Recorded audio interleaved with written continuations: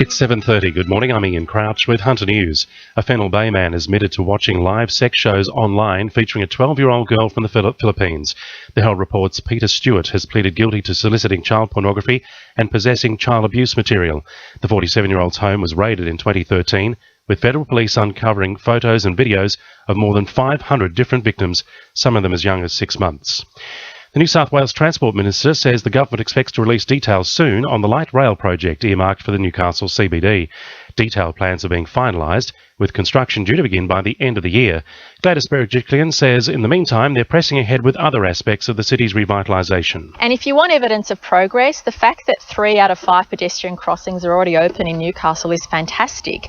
And I know from the feedback I get from Karen and others how much the community is enjoying getting that access from Hunter Street down to the foreshore. And this is what the future is like. This is what the potential is for jobs, for a revitalised city, but also to have a world-class transport network. Meanwhile, New South Wales Labor is responding to the state government's promise to upgrade Broadmeadow train station if re-elected, pointing out the policy is not new but in fact has been in the pipeline since 2013. However, the party has also adopted a similar policy in conjunction with its opposition to the truncation.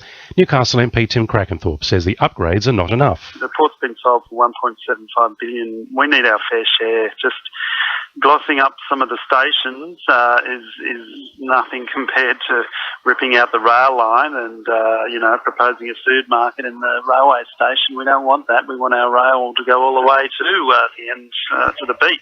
A controversial housing estate at Port Stephens has been given the green light, despite fears it will further reduce koala numbers in the area. The Joint Regional Planning Panel approved the development last night, which will see 23 hectares of bush cleared to make way for more than 100 new homes at Fisherman's Bay. The Hunter Research Foundation says there are green shoots emerging in the region's economy. Falling interest rates and petrol prices have boosted consumer confidence, while the low Aussie dollar is helping to drive tourism and visitor numbers to the region.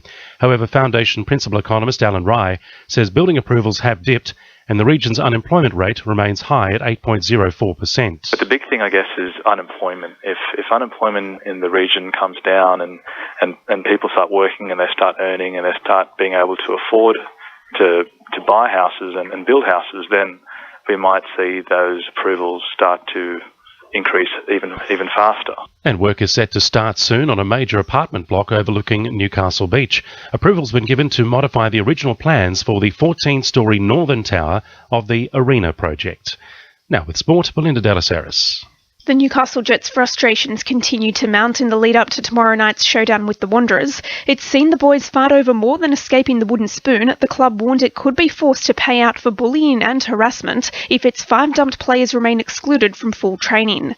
It follows yesterday's emotional tirade in which it's claimed Joel Griffiths swore at coach Phil Stubbins after being shunted from a training exercise alongside David Carney. But Stubbins says it won't affect the Jets' recruitment process. I don't think there'll be a problem at all getting players to come to Newcastle. We want to be in a position next year at this time when we're involved in finals football. Newcastle trainer Darren Smith has been charged with doping offences after 18 of his horses allegedly returned positive tests to cobalt. He's facing up to 20 race day positive charges dating between February and May last year. And the Maitland Mustangs return to the courts this weekend, taking on Bankstown in Sunday's New South Wales basketball season opener. That's sport. I'm Belinda Delas Harris. To a new RFM News Time, 26 to 8.